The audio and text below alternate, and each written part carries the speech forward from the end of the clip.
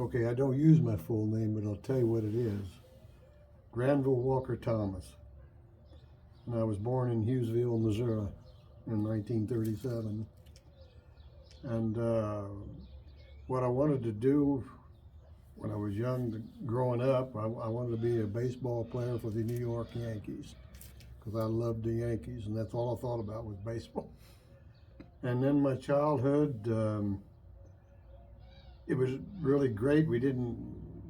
Our family wasn't rich or anything, but we felt like we were at all times, even though we weren't. It was a good childhood. And I went to school. My first years of school was in Hughesville, Missouri. Then I went a year or two in Sedalia, Missouri. And then when I came out here to Kansas, I went to the Liberty School, which was about 7.5 miles southwest of here, out in the country. And then after that, when I moved to Spearville in 1946, I went to the Spearville Public Schools. And there was none of the schools standing right now that I went to except the old gym up here. It was built while I was in high school in 1954. So it's the only thing standing since anything I went to school. And the Liberty School that was out at southwest of town, it is now a house on I think it's 104 Sophie Street here in Spearville. It's a house. They moved it in from there and made a house out of it. And what brought us to the Spearville area was my stepdad was working for the railroad in Sedalia, Missouri. And then they went on strike. And while they was on strike, a friend of his farmed out here southwest of town, and we come out and he helped him with harvest. And after he helped him with harvest, his friend and him got together and they kind of went into partnership on the farming. So then that's when we moved out here in about 1943.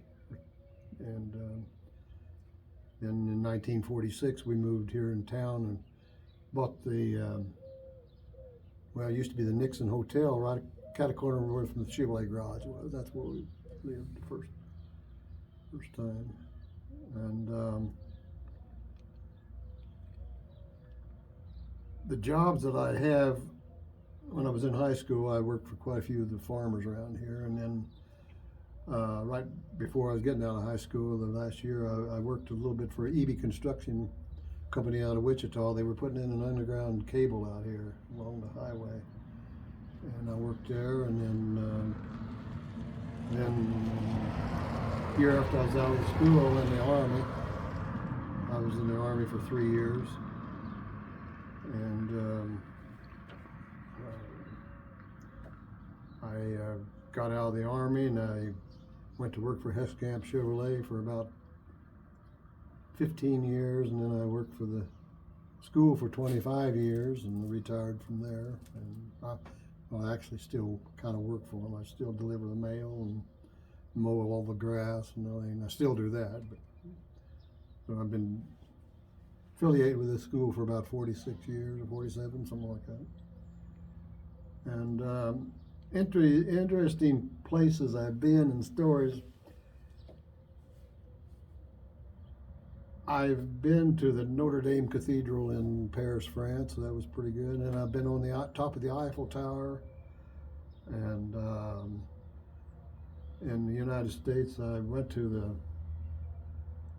Arlington Cemetery and where Kennedy and all them were buried. But my son and I, when we got there, Kurt, we wanted to go see where Audie Murphy was buried. Audie Murphy was the most decorated hero in World War II. He later became a movie star.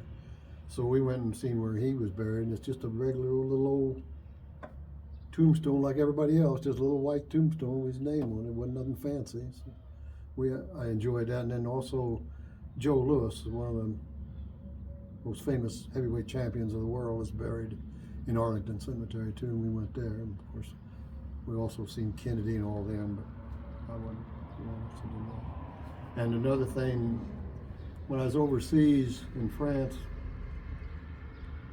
one of my good friends had his car over there, and we took off for a little short leave and went all through Belgium and Holland and Germany and all that. And this guy that had the car, my friend, was in the Battle of the Bulge.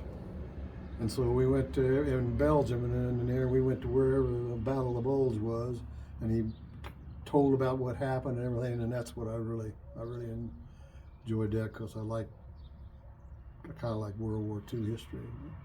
And I thought that was an interesting place. And I went to the Ford Museum in Detroit, Michigan, and that's somebody ought to go to that. Everybody ought to go to that, because it's a great museum, and I really enjoyed that. And meeting anybody famous,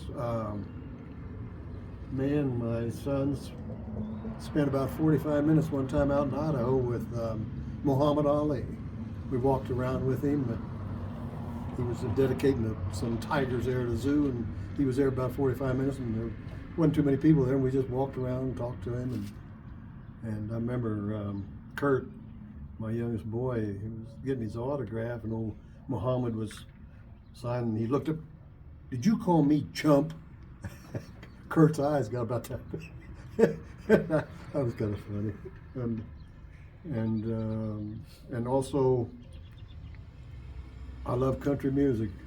My wife and I figured up how many country music singers we've seen in person.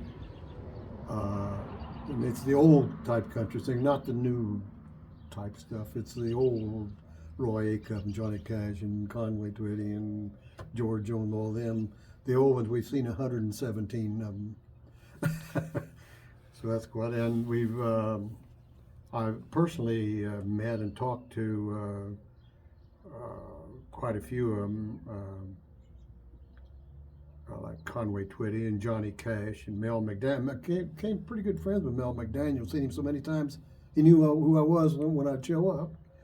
And George Jones and Willie Nelson and Toby Keith. Toby Keith, seen him quite a few times, because he was a good friend of Chet Drusty's down here when he first got started.